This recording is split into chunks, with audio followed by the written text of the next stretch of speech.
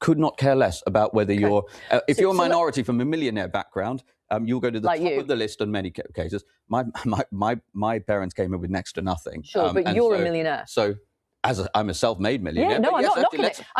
Let's give that as an example, right? So if I may go through the protected characteristics of the Equality Act and what you want to get rid of, because that's not clear to me.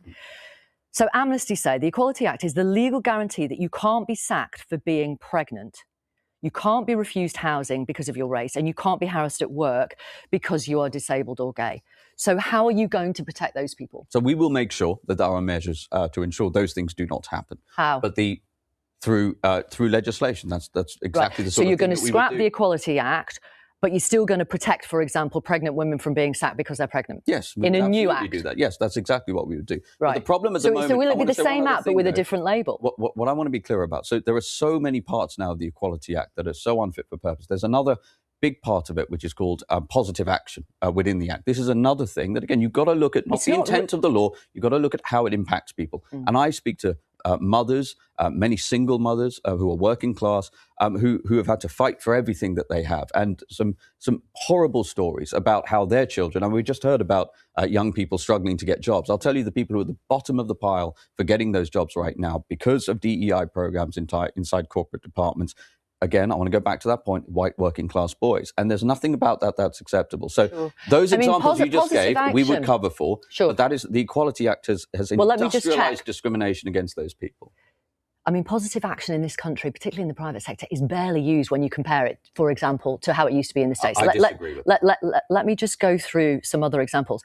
There are 17 million people in this country with disabilities. That's 25% of the population. This act means if you have a disability, you've got an equal right to a job, equal access to public transport, or really practical stuff like most people don't even think about.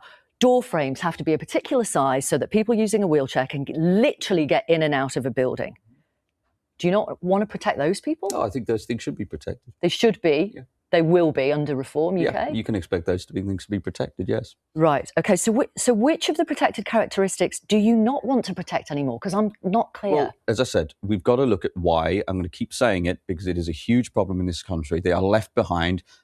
White working class boys no, forgive me. The question was specific. Which do you not want to protect?